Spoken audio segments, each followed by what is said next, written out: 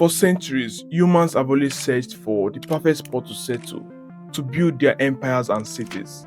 I know it is easy to think it all came down to coincidence or luck or whatever. But taking a look at this map showing all the largest cities in the world, they are all showing a similar pattern.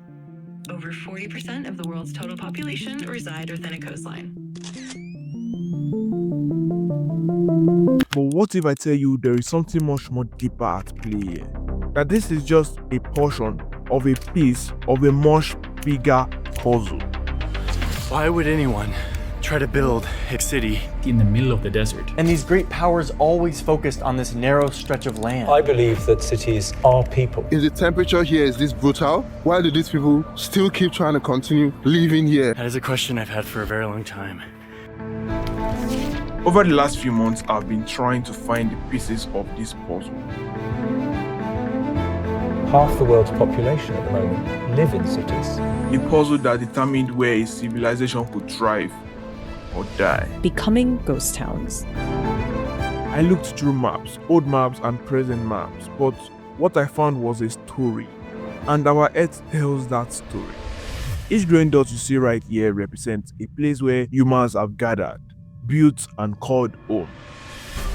So let's stop for a moment to piece together the four important pieces that forms these stories. Of why we chose those specific places and how those choices have and will shape where we live throughout human history.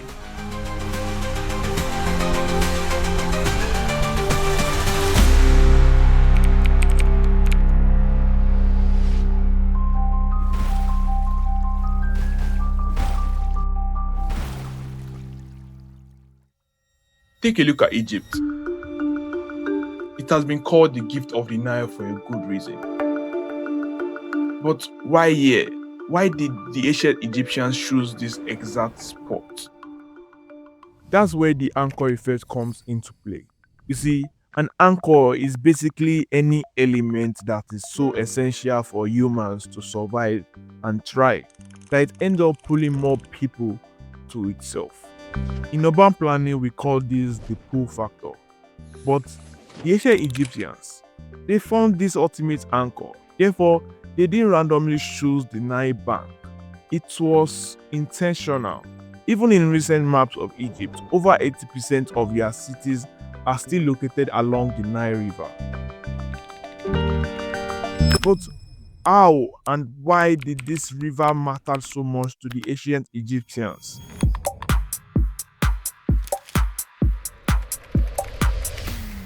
So, I did some digging. And it turns out every year, the Nile would flood, depositing rich and fertile soil along the river banks. This natural irrigation system created some of the most productive farmland in ancient times, in the middle of a desert. So, without this river, there might have been no Cairo, no Egypt, and maybe no pyramids. Just empty deserts. But it is not just with Egypt. This pattern repeats across the globe. You can see London on the Thames River, Paris on the Seine River, Shanghai on the Yangtze River.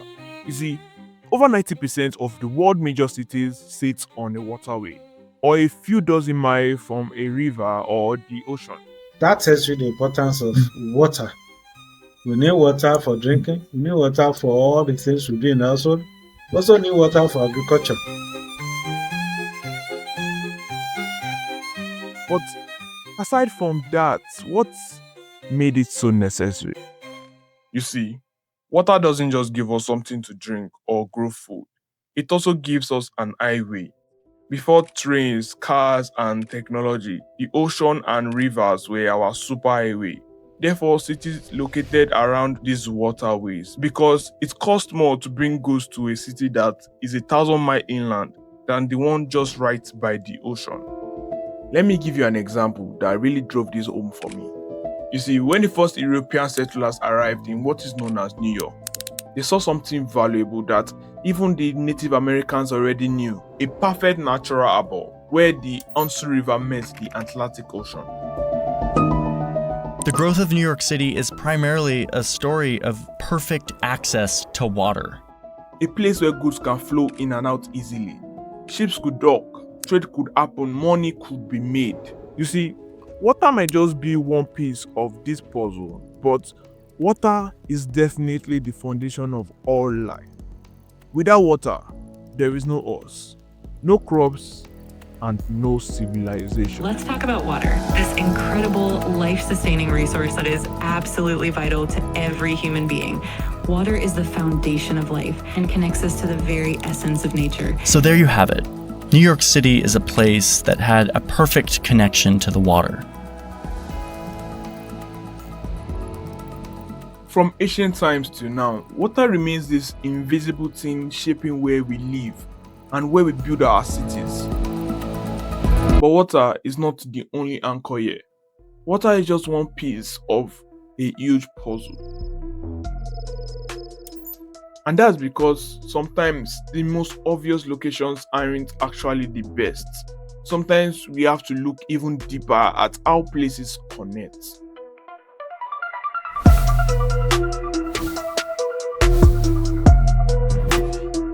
In the 18th century, Istanbul served as the magnificent capital of the Ottoman Empire for one fundamental reason.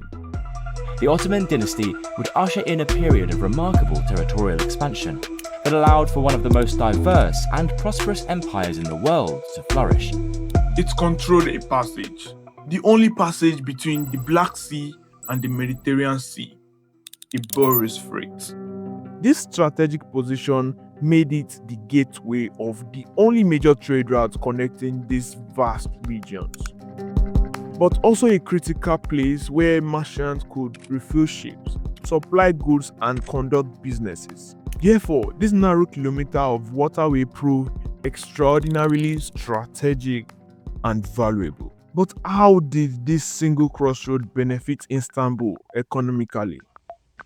You see, Istanbul didn't actually collect taxes from every single ship that passed through this crossroad. But the merchants there, they profited immensely from the constant trade and commerce, providing ship repairs, warehousing, currency exchange, and other provisions. Crossroads are where you have opportunities for trade and commerce. And because Crossroad offers the opportunity for people to come in and from there go to other places they are going, there is increased development at that point. You see that cities that serve as crossroads have developed tremendously. But a city doesn't have to overlap two continents to harness the power of crossroads. Artificial canals, railroad, highways, and airways all serve as vital intersections too. If water is the lifeblood, let's say crossroads are like veins. A city at right intersection doesn't even need natural resources. It can just sit there and control the flow. Panama is the crossroads of the world.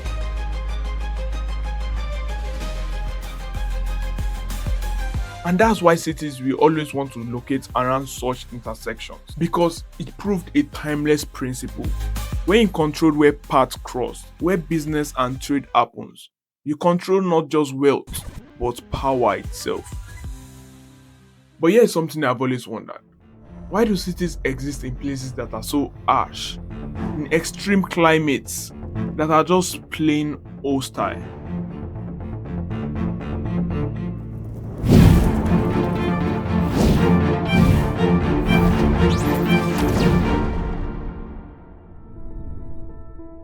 This is Yakutsk, a city in Russia's Sakha Republic, also known as Yakutia.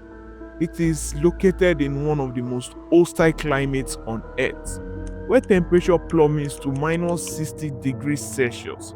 This is literally the coldest permanently inhabited city in the world.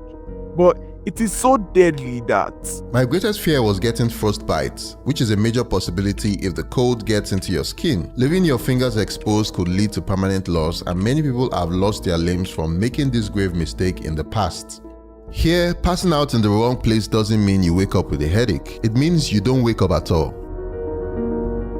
This actually sounds like the worst place to build a city. But despite these extreme conditions, over 300,000 people call Yakutsk home. One of the questions I've been trying to find an answer to is the temperature here is this brutal? Why do these people still keep trying to continue living here?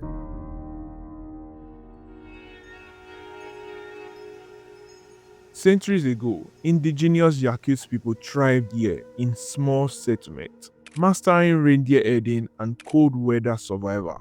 But during the Soviet era, political prisoners were sent to labor camps in this harsh climate as punishment. Not criminals, but political opposition, scientists, writers, and intellectuals. So many of them never made it out. But when the Soviet Union collapsed, many adapted survivors stayed. This frozen wasteland had become home, but that wasn't what transformed Yakutsk. For a city to survive somewhere this hostile, there must be an anchor, something so valuable it overshadows the brutal environment. So, what actually transformed Yakutsk into a major city happened in the 1950s, when the Soviet geologists discovered some of the world's richest diamond deposits beneath the permafrost. And this whole region is full of these giant holes. In these holes, they're looking for diamonds. 25% of the world's diamonds are mined in this republic. This changed everything. Diamonds were valuable enough to justify the impossible cost of building infrastructures in this hostile climate, creating supply chains across this frozen wilderness, and sustaining hundreds of thousands of people where humans that were not adapted shouldn't survive. This anchor effect appears everywhere, even in fiction. In the movie Dune, the city of Arrakeen sits on a desert planet, Arrakis, a terrible place with no water, deadly sandstorm, and giant worms, except for one thing: spice, the most valuable substance in the universe. The reason why they stay living in this inhospitable planet is because it's the only place in the universe that can produce spice, also known as melange. Spice is a fictional substance that can extend life, it can give you enhanced abilities, and you can only do space travel if you're high on spice. The entire galactic economy depends on it, making this inhospitable desert the most strategically important place in their world. Dune shows us the risks and sacrifices we make for resources that attract wealth, power, and entire civilizations. I am Paul Atreides, son of Leto Atreides, Duke of Arrakis. My planet Arrakis is so beautiful when the sun is low. Rolling over the sands, you can see spice in the air. Therefore, the world...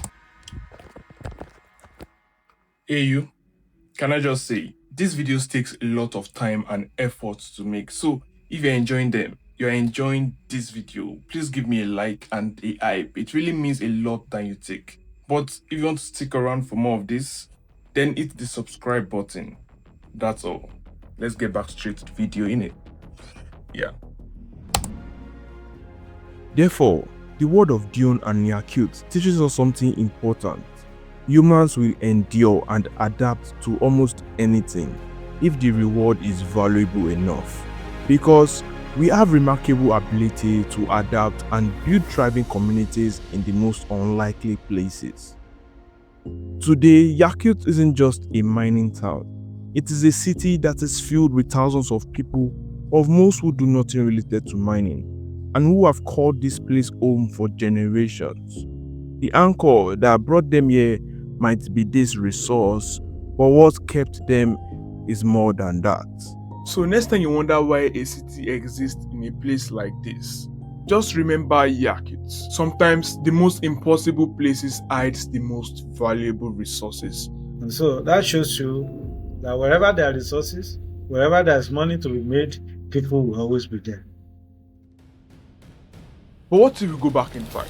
I mean, way back in time to when we needed none of that. A time when there was danger and there was war. Cities conquered other cities. Now, people needed something different.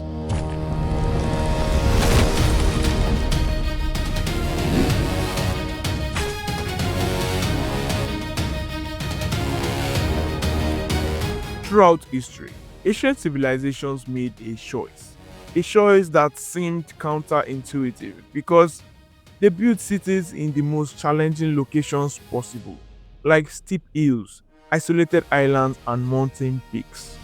So, why choose a place that made transportation difficult and trade limited? In a world where survival was never guaranteed, protection became the primary concern. Ancient people understand a fundamental truth. It didn't matter how fertile your land was if you couldn't defend what you have built. Therefore, geographic features that modern planners might consider obstacles when building a city were actually lifelines back then, serving as natural-owned fortification systems. And there was one empire that made this lesson crystal clear to everyone. An empire so ruthless that just hearing their name emptied entire cities. Picture this, you are living peacefully by a river. Your crops are thriving, life is good. Then you see dust clouds on the horizon. Thousands of soldiers in red cloaks marching towards you. What do you do? Protection matters so much back then, actually because of the Romans. In the 4th century, they were the ancient world's most feared military force, systematically conquering civilizations across their expanding empire. But their dominance created a pattern of displacement and desperate search for refuge. When the Romans destroyed Jerusalem, the entire country had been conquered. The Romans had control over hundreds of civilizations, including the Jewish people. And it is this particular story of these people that makes me understand how important and powerful protection was in the ancient times. You see, some of the Jewish people who rebelled against the Roman legions, called the Sicarii, just about 1,000 of them, faced an impossible choice. Their previous settlements had everything they could ever want: abundant water, resources, and excellent trade access. It was a paradise, but to them, paradise meant nothing when Romans legions were the ones in control, holding them captive, selling them as slaves, and forcing them to fight as gladiators. So, what did they do? They fled to Masada, an isolated mountain plateau rising 1,300 feet above the Dead Sea. The Zealots considered Masada invincible. They were confident that the great rock fortress, with cliffs on every side, would always protect them. They felt safe and secure. And so the great rock fortress, with its high sides and difficult access, was the Zealots' hope for protection, their insurance policy for survival. It was the strongest, most defensible, and most secure site in all the land. So, even though this location was a nightmare with scorching desert heat, virtually no water, and complete isolation from trade networks, yet Masada offered something their previous paradise could not. They could easily defend its only access, a single pathway so narrow that it was necessary to walk single file to ascend the 400 meters to the top. Therefore, Masada gave them every advantage, and the Sicarii enhanced this natural defense with walls and towers, turning an already formidable position into a nearly unbreakable fortress.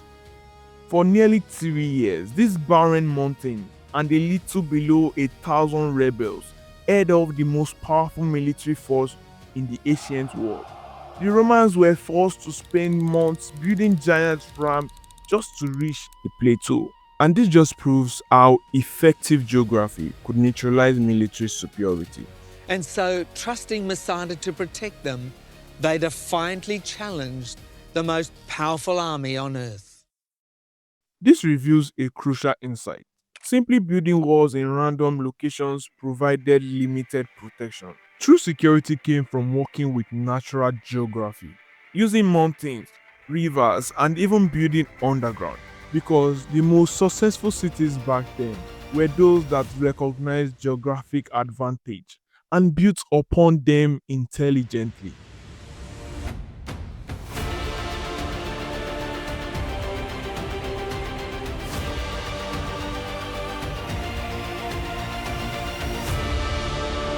And that's why almost every ancient cities that survived till this day all sprung up in locations with defense in mind. Ancient peoples constantly chose safety over convenience, understanding that a city's first job was to keep its people safe. The stories of cities like this all highlight the fundamental trade-offs that shaped human civilization.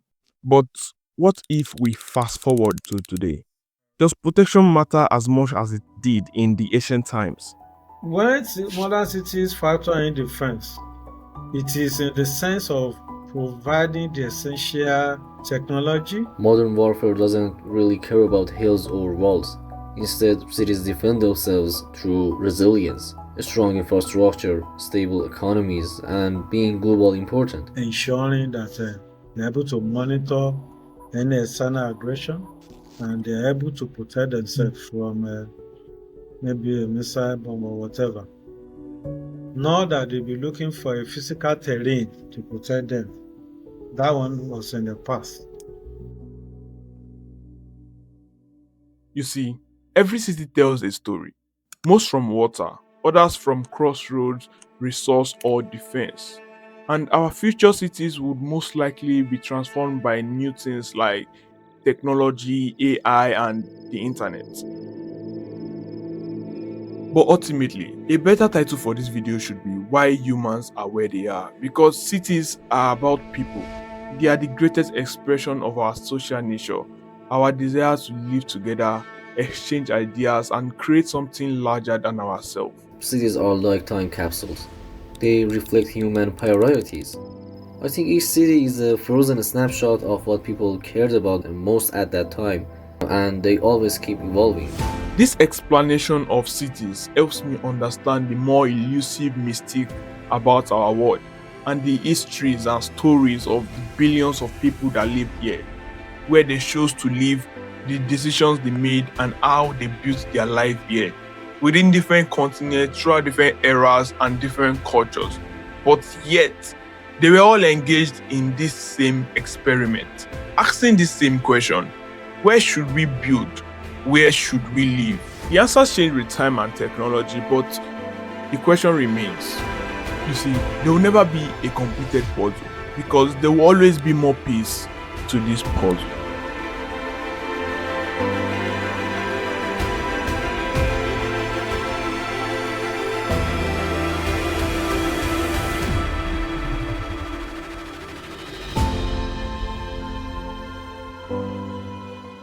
This video is not 24 hours long, so I was able to give a brief overview of some of the cities and reasons to why they are where they are. I want to hear from you. What do you think about your city and why do you think it is where it is? Let me know in the comments. So next time you look at any city, remember it is not just buildings and streets. It is a story of human civilization, telling us what we value, what we fear, and how we've learned to adapt in our world.